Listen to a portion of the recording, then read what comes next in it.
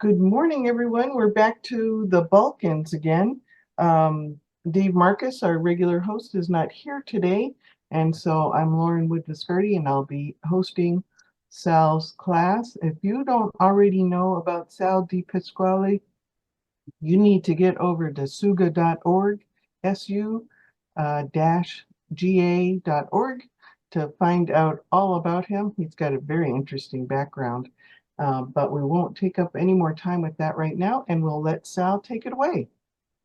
Okay, thank you. Today we're going to be looking at World War I and II as it relates to the Balkans. The Balkans split during World War I between the Triple Alliance and the Triple Entente.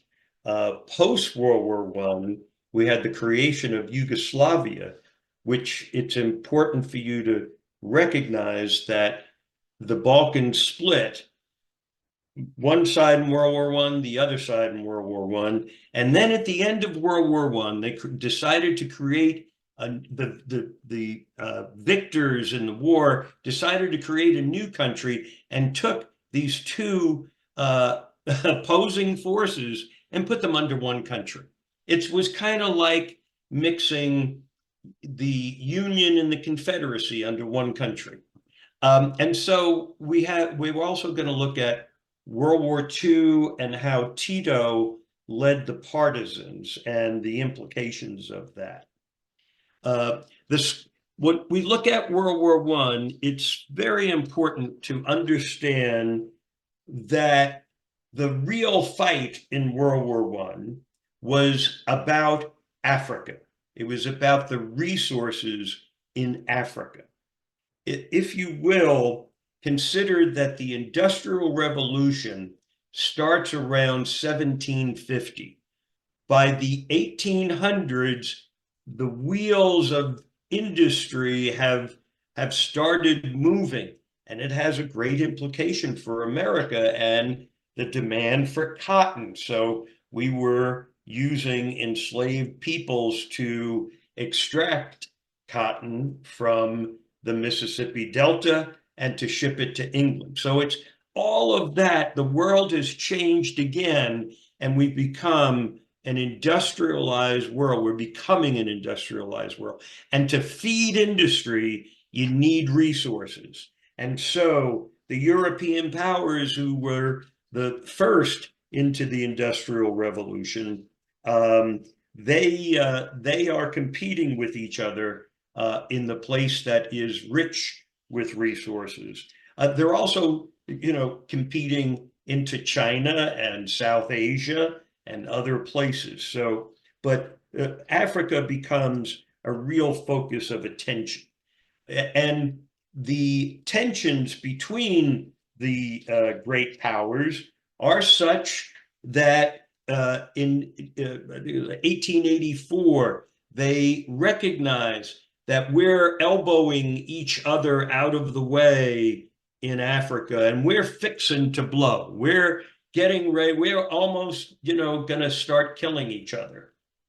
And we'd like to fend off more wars. So they call upon Germany to host a conference, the Berlin Conference, which was to negotiate how they would carve up Africa. And do so in a way that might avert another war. And what they actually come to is agreement about the major rivers, that they would not come under the control of any of the European states. They would remain open. And that was presumed to be a mechanism for trying to fend off war. The problem, however, is that when you get to the eve of World War I in 1914, all of Africa has been carved up. 90% of it has been carved up between the European powers. And the tensions haven't really eased. So the Europeans are just salivating over the riches to be had from Africa. And so they're afraid it's still the fear of erupting into more wars is palpable. And so they start looking at making alliances to be able to fend off. Again, if I'm allied with A and A is aligned with B, then E may think twice about starting a war. And so they start looking to alliances as a mechanism to diffuse the tensions that are leading to conflicts. However, these tensions ultimately explode in the Balkans. What's important to understand about the Balkans is that, again, these were, conflicting forces that have had invasions and occupations over thousands of years. The resentments that are there are deep inside the soul of the peoples of the Balkans. And what happens is it really, because it's so fractious, it is responsive to a spark. And once a spark happens, it unleashes not just the conflicts of the Balkans, but all of the Europeans with all of their alliances eventually crush together into what becomes World War I. And you can see on this map, we have the Russian Empire, the Ottoman Empire, and the Habsburg Empire, the Holy Roman Empire. All of them are really crushing in on what are the Balkans. So let's get to view. I know I mentioned that I am always talking as I'm trying to pull up these videos. It's really the sound of my brain synapses trying to work. Let's see, here we go.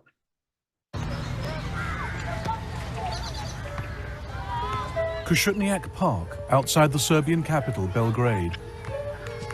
In May 1914, a Bosnian student, Gavrilo Princip, came here with a Browning pistol for some target practice.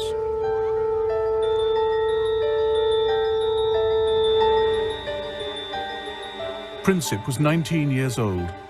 According to his instructor, he was not a very good shot. Other students were much more confident. Whenever Princip missed the target, people standing around would laugh at him. That would drive him to tears.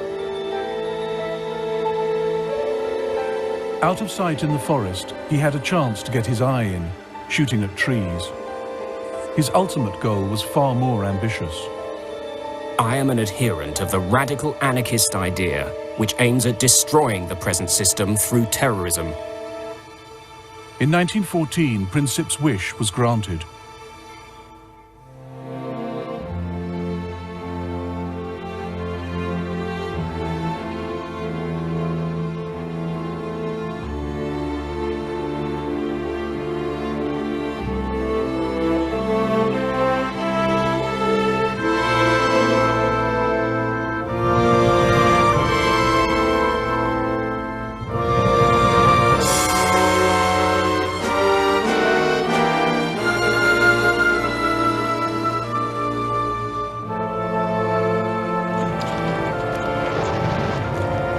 The First World War began almost by accident.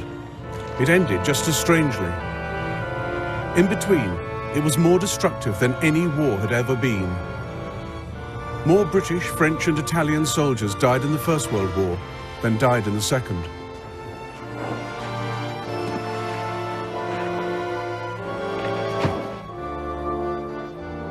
It was the first genuinely global conflict, fought not just on the fields of France and Flanders, but up mountains, across deserts, at sea and in the air. The First World War shaped the 20th century. It sparked the Russian Revolution. It launched America as a world power. The fault lines from its failed peace settlement led the world to a second terrible war barely 20 years later, then to the Cold War. But the ideas the men of 1914 fought for still shape our world today. nationalism and democracy, the rule of international law and the rights of nations. Now, after the collapse of communism, the European map resembles the one redrawn by the First World War. We live with its unresolved, bitter consequences in the Middle East and the Balkans. And it was in the Balkans that it all began, nearly 100 years ago.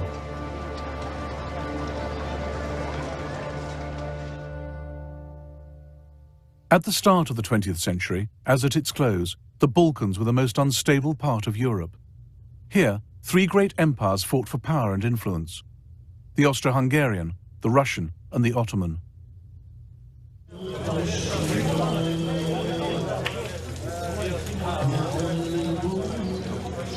For hundreds of years, the Ottoman Turks had the upper hand. Serbia, Bosnia, Albania were under their control.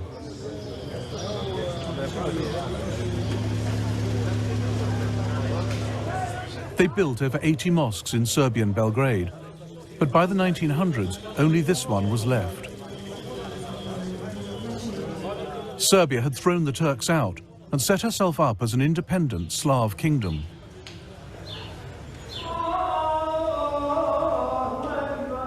But right on Serbia's border was an even greater challenge to Slav nationalism: the Austro-Hungarian Empire. The old Turks of the south have gone, but new enemies come from the north, more fearsome and dangerous than the old. They want to take our freedom and our language from us and crush us.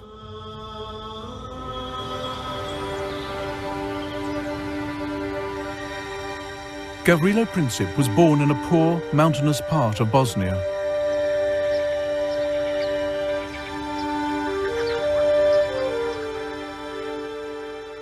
His house was destroyed in the Balkan Wars of the 1990s.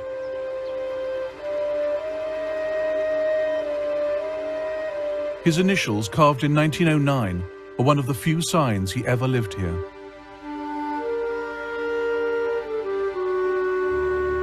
The year before, control of Bosnia had been wrested from the Turks by the Austro-Hungarians, the enemy Princip wanted to destroy.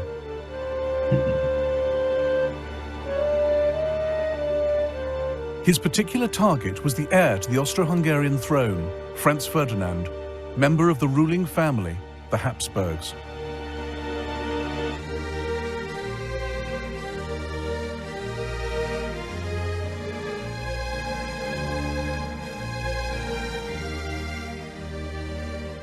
That extraordinary empire, known as the Austrian-Hungarian dual monarchy, is less an empire, or a kingdom, or a state, than the personal property of the Habsburgs, whose hereditary talent for the acquisition of land is recorded on the map of Europe today.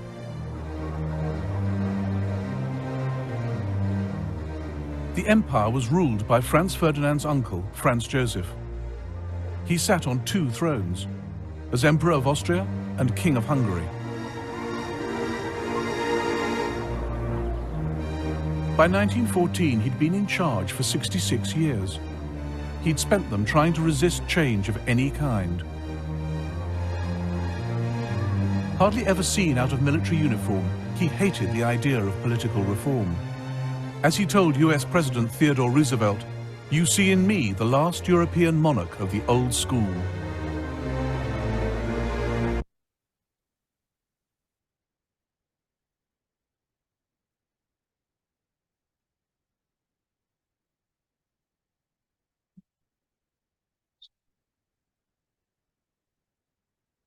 France were all convinced they were fighting a defensive war, forced on them by someone else. Okay, so we have the we are in the 20th century, the beginning of the 20th century. Empires had started in this area 4,000 years previously, and we have an accumulation of resentments and hatreds that are now coming to the fore. And what's important for me is that when you go back into the history and you see that loved ones were brutalized and slaughtered, you have the victor and you have the loser, and the loser became enslaved people. These are the Slavic states. And so this is an anger that has built up over many, many generations. And now it ignites what becomes a worldwide war. England was reticent in entering into World War I. It was, can we afford to have another war or not? But what you have is they also had a great fear of Germany's industrial prowess. Although Germany was not aggressive in the colonization of Africa, they did enter the game late. But even without the resources of Africa, they were becoming an industrial giant, and England was concerned about it. The only great power in Europe still on the sidelines was Britain.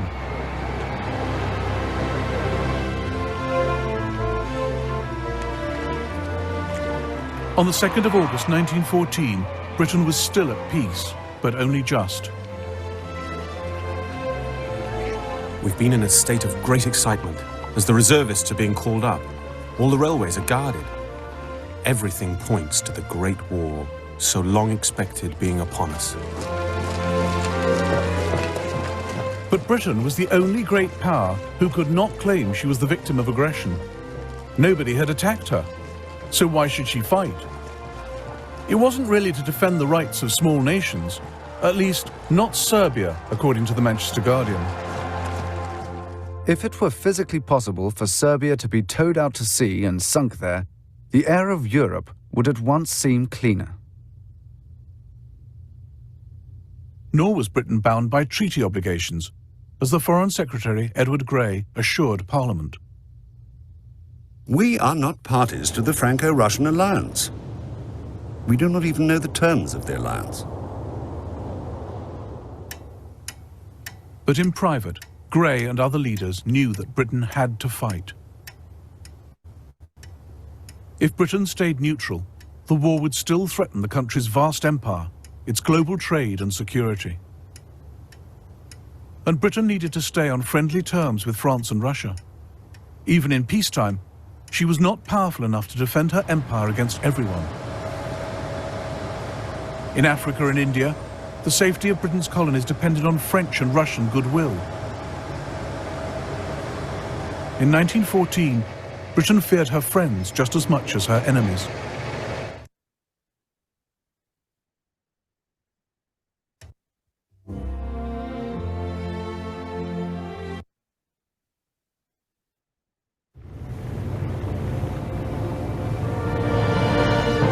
Trade routes.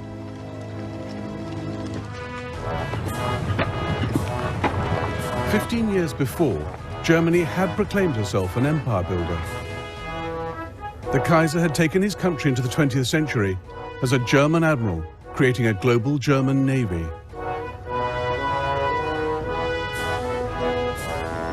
Weltpolitik was the big idea, a policy of overseas imperialism, the brainchild of his foreign secretary, Bernhard von Bülow.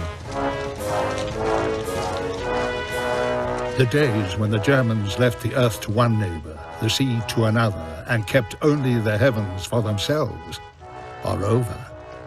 We don't want to put anyone in the shade, but we too demand our place in the sun.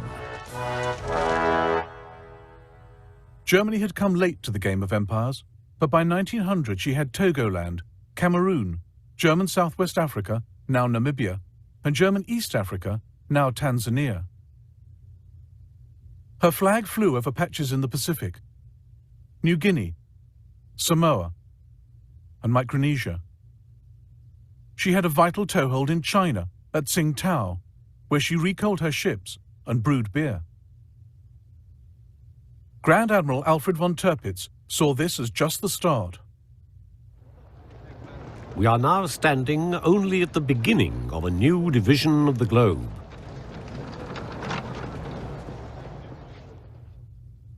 Germany alarmed the world with her imperial tub-thumping. She eyed up Puerto Rico and considered pouncing on the Panama Canal the minute it was completed.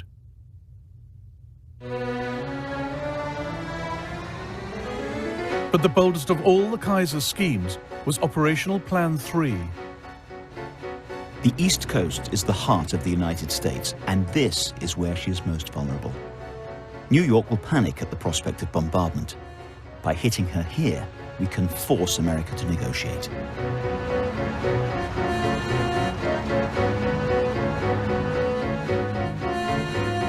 Germany's secret plans from 1903 to attack the eastern seaboard with 60 ships and 100,000 men, to shell Manhattan and capture Boston.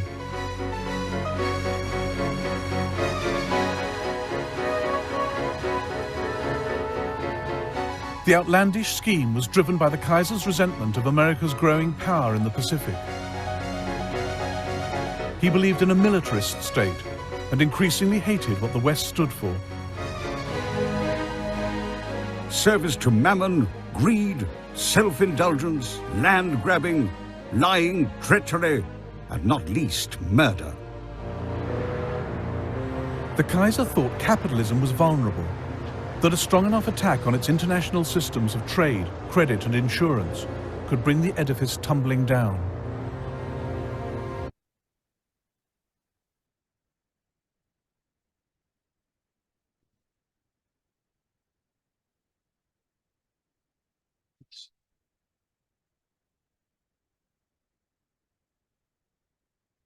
Right? What's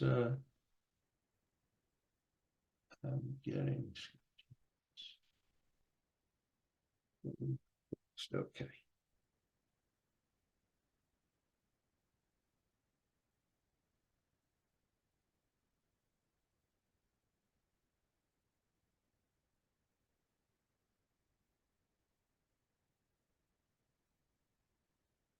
Franz Ferdinand had was poised to take power in Austria-Hungary, replacing Franz Joseph, who had ruled for 60 years, considered the last monarch of Europe. There was a power struggle between Austria-Hungary, Russia, and the Ottoman Empire, with the Ottomans having an edge. Serbia makes moves for independence, but feels pressure coming from Austria-Hungary. Ferdinand wishes to reform and to avoid a war. He envisions a United States of Greater Austria, which ultimately becomes Yugoslavia. Serbian nationalist Gavrilo Princip, a Bosnian Serb, encouraged by the Black Hand, a Serbian nationalist. Think of the Tea Party in America, similar kind of group. He kills the Archduke with their encouragement. The alliances formed in the hope of averting a war established the alignment of powers for fighting a war. The Triple Alliance consisted of Austria-Hungary, along with from the Balkans, Croatia, Slovenia, and Bosnia. It also included Germany, Italy, and the Ottoman Empire. The Triple Entente consisted of Russia, France, the United Kingdom, along with Serbia and Belgium from the Balkans. And so Belgium wasn't part of the Balkans. I meant that Serbia was part of the Balkans. And so these are, and the United States eventually joins the Triple Entente near the end of the war. However, you can see how they've now aligned, even though the United Kingdom says, look, we're not part of the Russia-France alliance. They are they do have a treaty with Belgium. So when German troops start forming in Belgium, they then decide this will be our ticket for entering the war. Yeah. Let's look at the treaties that were there. Germany had a treaty with Austria-Hungary from 1879. Italy had a treaty with Germany from 1882. The Ottoman Empire is also in a treaty with Germany. Serbia has relations with Russia. The Russian treaty with France was 1894. The British treaty, they had an independent treaty with Russia in 1907, with France in 1904, and with Belgium in 1839. And so it's out of these alliances and these treaties that the fighting erupts in France. And here it becomes really the River Somme becomes like the dividing line between France, England, and their allies against Germany and their allies. And so this becomes the site of the bloodbath of World War I. Mind you, Austria-Hungary and Serbia engage in the hostilities in July of 1914. It triggers the European powers who had feared that there was tensions over the scramble for Africa. The alliances were intended to fend off war, but now become the trigger for the Europeans to get ready for war. Germany they were preparing for an attack in Belgium, and they were preparing for an attack coming from France. And so it makes England engage in the hostilities against Germany.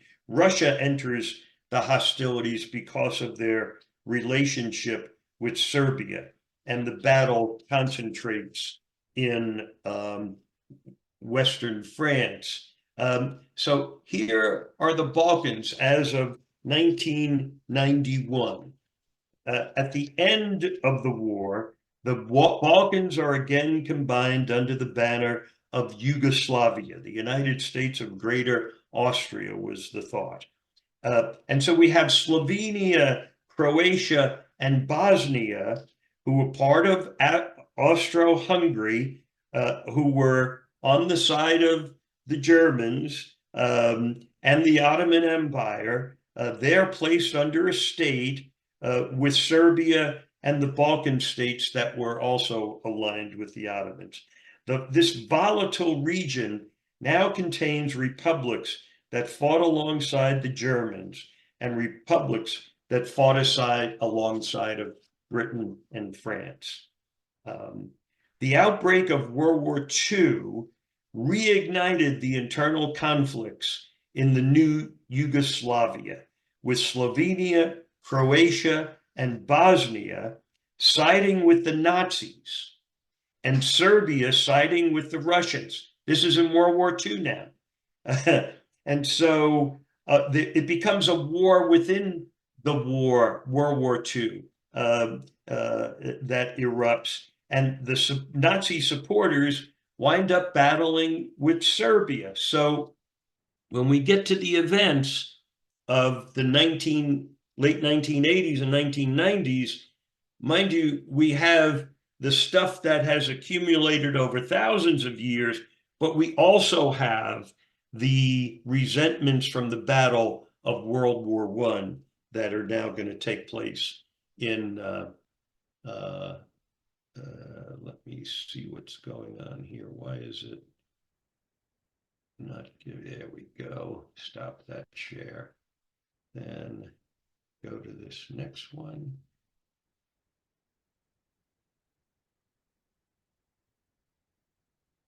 And those resentments will play out again. These are killing fields.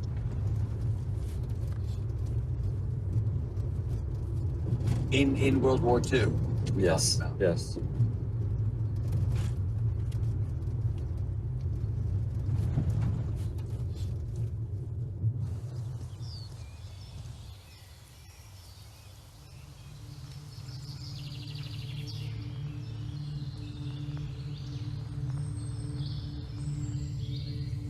To understand Bosnia's conflict from 90s, you have to know what happened during the World War II.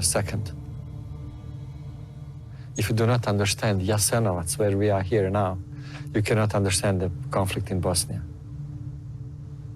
During World War II, Yugoslavia was occupied by the Nazis, and Serbs were put in concentration camps.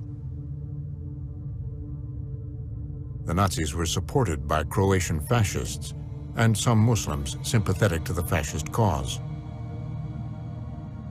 Now, years later, the defense is trying to argue that the historic persecution of the Serbs should be considered in the case against Mladic. Every single family lost its member due to that genocide committed against Serbian people. Eye for an eye is not allowed as a defense in front of this tribunal. But there was revenge, and you could not control everybody who was armed during the war. So it was not something that you could blame General Mladic and to blame Serbian leadership that it was organized. Tomašica. It can be an excellent example, actually, of revenge. It can be excellent example of continuation, this Bosnian bloody story. It happens in this area. And it happened before, and I'm afraid that it could happen in the future. I hope not. Let there be no doubt that Serbs in Bosnia and Herzegovina had to defend themselves for their very survival. The Bosnian Muslims and Croats had threatened the survival already as part of the Nazi forces that terrorized and killed Serbs in Jasenovac and other death camps. Thus, General Mladic cannot be held responsible for the acts of persons not following his orders, but engaged in uncontrollable acts of private revenge by locals. The defense says that the atrocities against the Serbs led the Serb populace to be full of hatred and want to exact revenge on the Muslim population. From our perspective, it's a rather absurd defense because of the clear organization and the logistics that went into a huge mass grave. There were Mladic.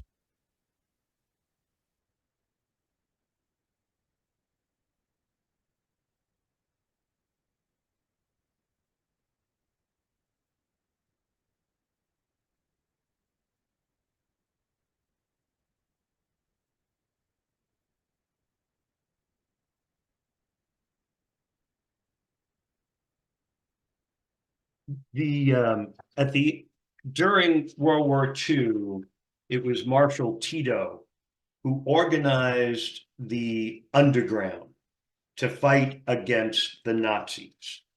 So he has the Slovenians and he has the Croatians who are also fighting on the side of the Nazis. But Tito is able to organize an underground force to then fight against them. And he's very successful in that. And he becomes the new leader of Yugoslavia, a national republic overseeing the Balkans at the end of World War II. And it's important to understand that in leading the underground, remember the people who are going to do, they're guerrilla fighters. They are really committed to this. And what you have is these are mountainous areas that have lots of caves and rivers and places to hide. It's conducive to guerrilla warfare. So they are fighting a war without serious state support. So they are really making it on a thread. So Tito, as their leader, they are very committed to him. He is their inspiration. To understand, this is very much like what happens in Afghanistan later on. There is a relation to, there's similarities, because what happens is when the Russians invaded Afghanistan, They were a big, powerful force. Afghanistan couldn't fight them. The Mujahideen emerges to be guerrilla fighters to fight against the Russians. And what happens is these college students who are off in India training to become religious leaders back in Afghanistan, they come back home to join the fight and they become involved in the combat. And this is when you have troops that are operating without much support, they are very dependent upon each other. So they grow this bond that is very tight, very intense. Those students later become known as the Taliban because when the war with the Russians is over, there's just civil war and chaos. And these guys said, look, we've got to come back together and do something. We got to provide the leadership that we can't get from the Afghan government. And so the Taliban becomes the shadow government, ultimately really handling everything in Afghanistan, and they become elevated into a political force. Well, the reason I want to point that out is the intensity of the people who supported the Taliban is much like the partisans who are now dedicated to Tito. Tito and whatever he says is more important than what had been the grievances of the past. And so he is very independent, very tightly bonded with the people who supported him. And so Tito, he, at the end of the war, he's the head of the government. And what he has is he rules with an iron fist. So if someone wants to say, you know, we want to fight the Muslims, well, it's not going to fly very well because Tito ain't going to allow it. And he has the power to make that happen. Let me get to my next one here.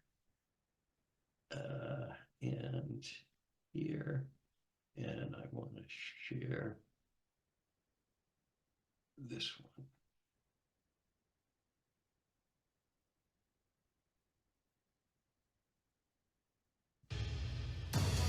The most powerful group are the partisans, led by Josip Broz, Tito. 80,000 fighters. More and more volunteers join them. The partisans fight against the Axis powers, and at the same time against the Ustasha and the Chetniks. Eventually, even the USA and England, who had first helped the Chetniks, come to support them.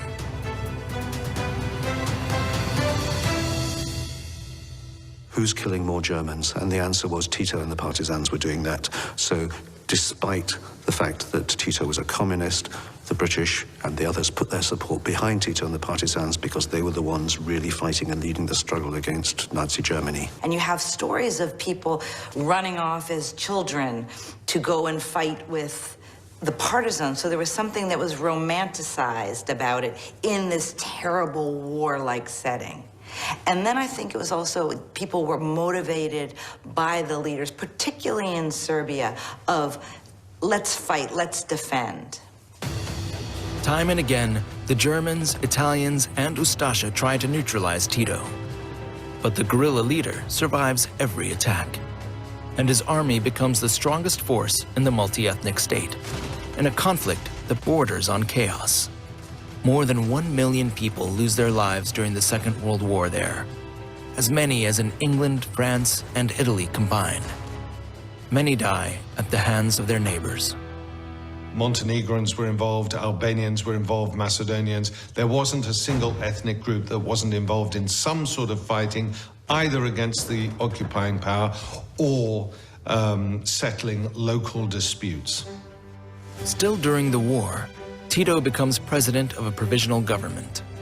He meets with leaders of the anti-Hitler coalition and cleverly plays the East and the West against each other. for Tito has plans of his own.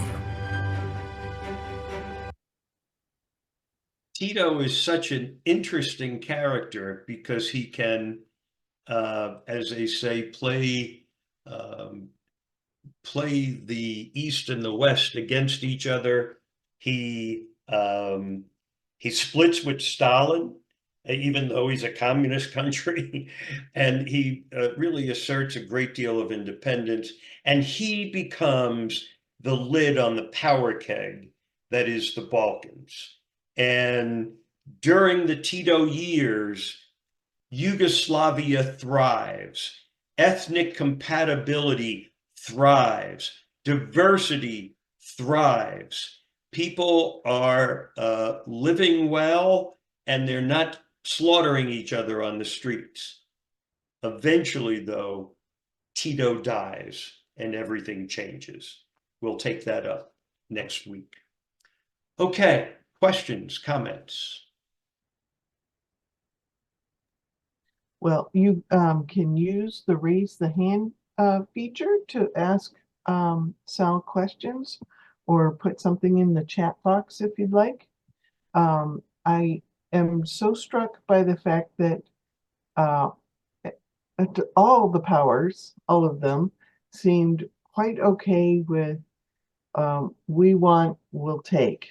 Nobody, said, oh, let's approach them and see if we can work something out. Or it was just, that was it. I see, I want, I take. In Europe and in Africa, and the lack of self-control is just astounding. Well, if you go back into the times when the empires form, the empires are simply exercising brute force. And the world is a very dangerous place.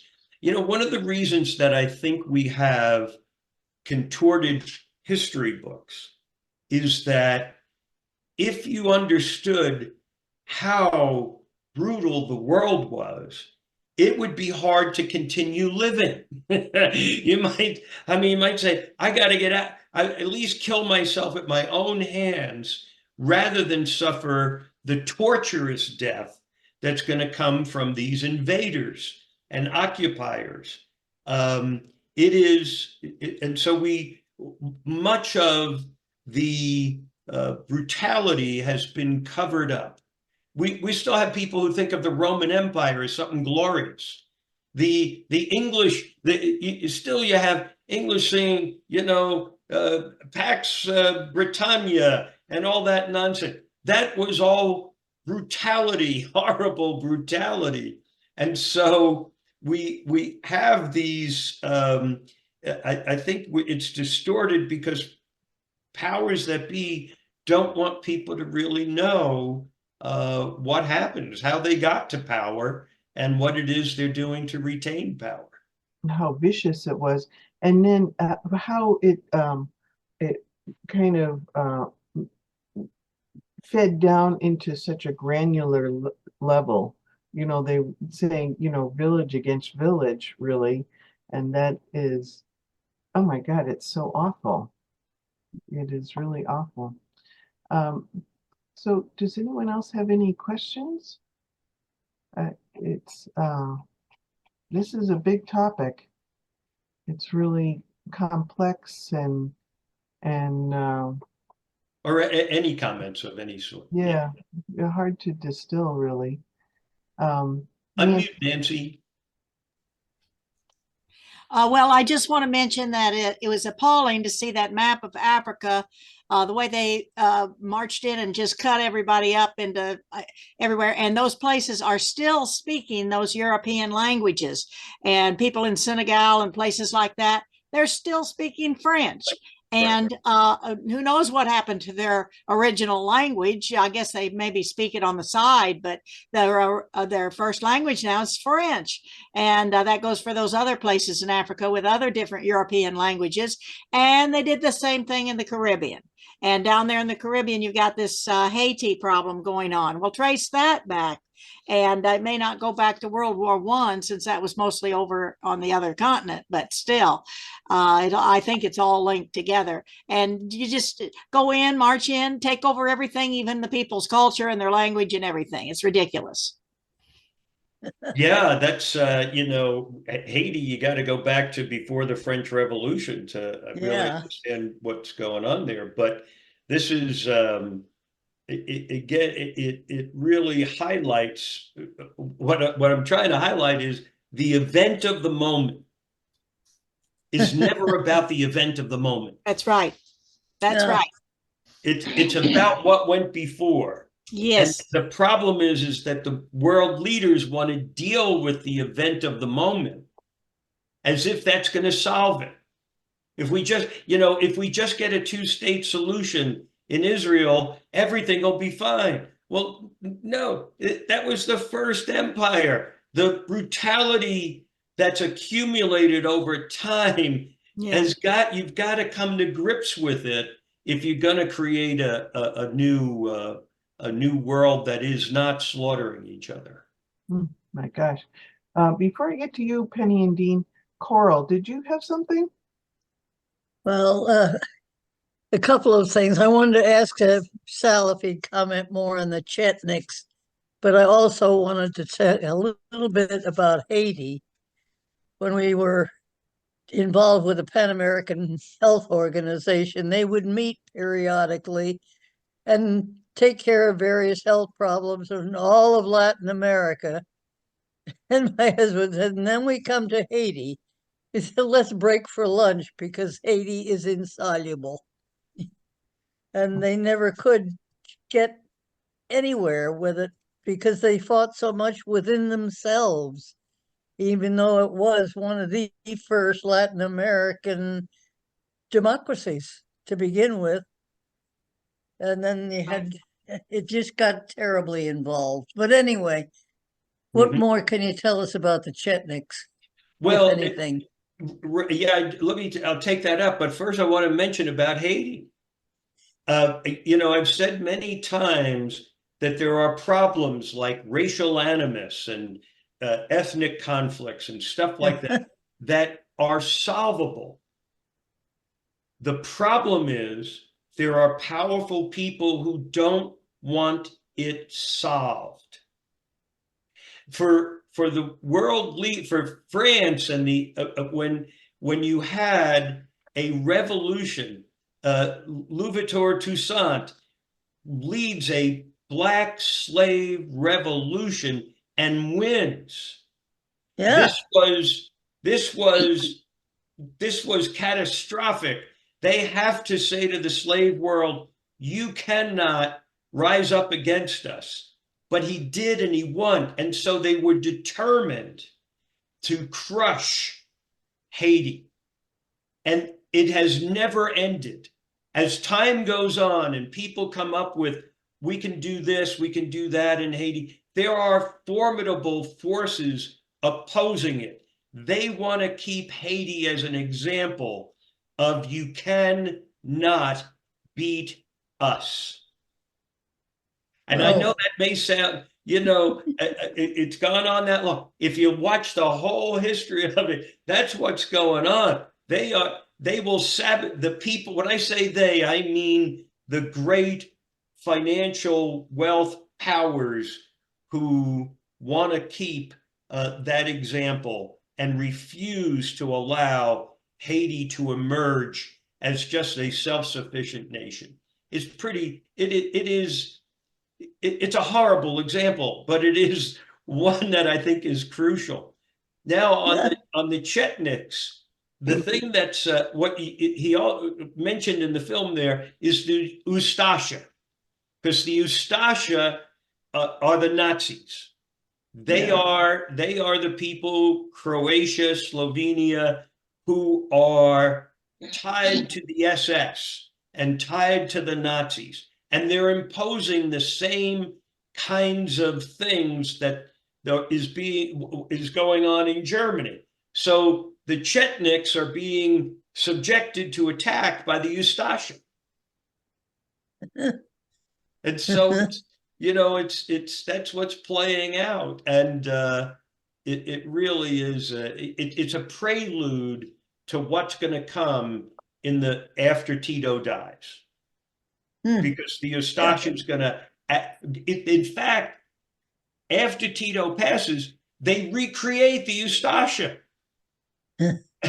in Croatia. I mean, this is what they do. And so they're bringing the Nazis back to power, and they're attacking to create another Holocaust. Penny and Dean, what do you have? I was wondering about the German plan for the East Coast of the United States. Did they just drop that, or the war started and what happened? Well, they never initiated it, but the plan was there. And it was, the Germans, and really, I think one of the fun kind of, counterfactual things to, discuss is what would have happened if Germany acted then and attacked America then, before we had any real ability to fight back. They would have crushed America. I mean, really, it's like when you look at the American Revolution, Britain should have crushed the rebels. The problem was that they had bigger interest elsewhere, and they didn't want to take their forces and concentrate them on the North American colonies. The West Indies were of much greater importance. India was of much greater importance than the American colonies. So if you take somebody like Germany, who was rich and powerful, and they decided we're going to attack America, and had done it, I don't think we would have stood a chance. So yeah, and then there were other, they discovered other plans for attacking the U.S. in World War I that were, again, Germany looking at, if we can cripple them, they won't be able to supply, the Allied forces. So it was Seems there. like if they had gone to through Mexico like that, right, telegraph, then the East Coast of the yes. It could have happened. Okay, thank you. Wow. James, what do you have?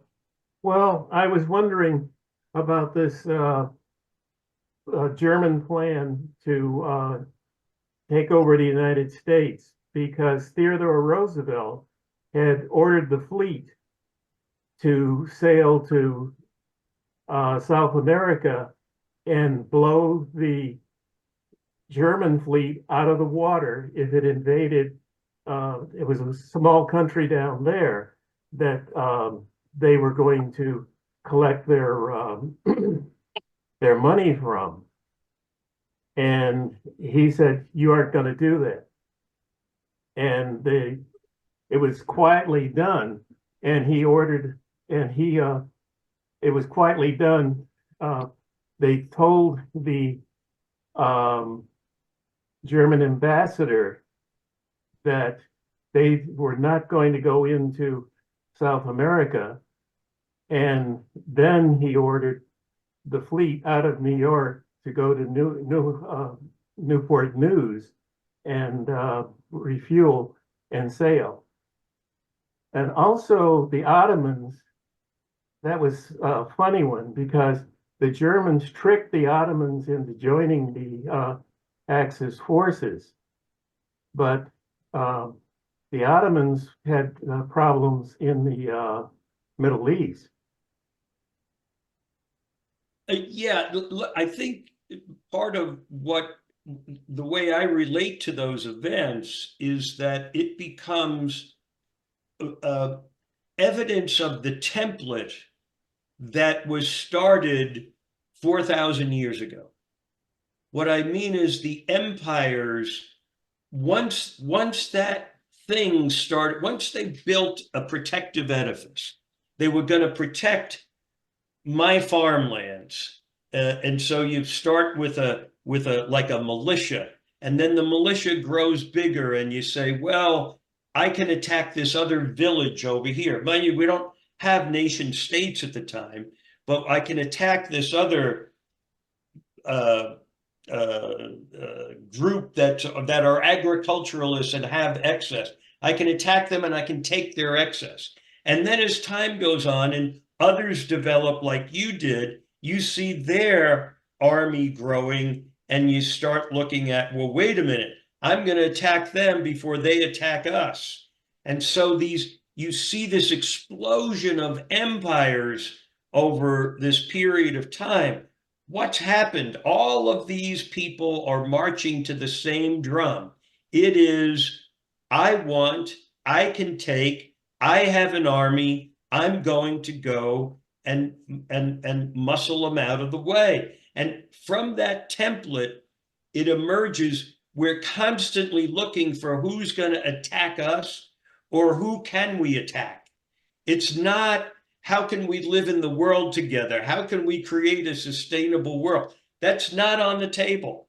What's on the table is, how can I grab more power? You know, we had the movie Napoleon that was just out, which was a fairly good movie.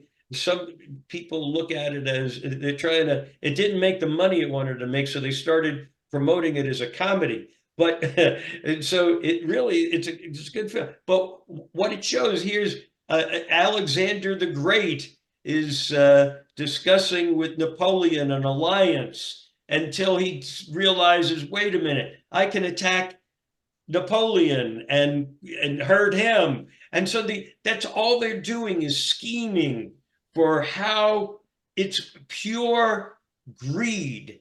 I have got to get more for me, and I'm going to exercise my muscle. And I'm just saying that this is when you understand that that's what the world was doing. We have lots of not anecdotal story, but individual stories about someone identifying, like Roosevelt. I'm afraid they're going to go in there in South America and they're going to start getting them, they're going to use that as a launching pad for coming after us. I got to fend it off now. The point was that you're talking about them invading the United States, and their fleet was afraid of the American fleet. And with the Ottomans, you're talking about, the Ottomans were crumbling at the time, and they were more interested in the Middle East than they were Europe. But again, it's all that, what it is they're all looking for, who can I take? Who's going to attack me? This is, you know, that is the events of the day.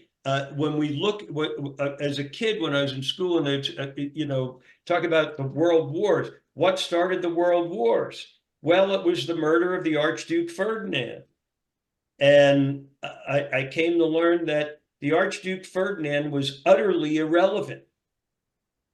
If it wasn't the Archduke Ferdinand, it was going to be something else, because the tensions leading to war had been building to a crescendo. It was going to explode somewhere.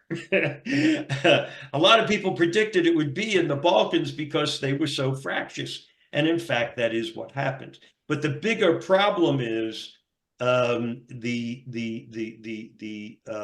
impetus for ever greater wealth, ever greater power, driven by greed. Well, do we have any other questions or comments? Hearing none. Sal, maybe you can tell us, give us a little prelude to next week. We're going to look at the post-Tito era, after Tito dies, and we'll see what happens with that. And we're going to look a little bit about what circumstances were when Tito was alive and had power, but then we'll see how it will deteriorate. Oh, gosh, it's nothing but good news. Okay, well, if everyone wants to just unmute themselves and give Sal a round of applause. Thanks, Sal. Thank you, Sal. Thank you, everybody. We appreciate the level of detail that you go into with your research. It's just amazing. Right. Thank you. Thank you. Thank you. Bye-bye. Thank you all. Be safe. Thanks, Sal. See you next time.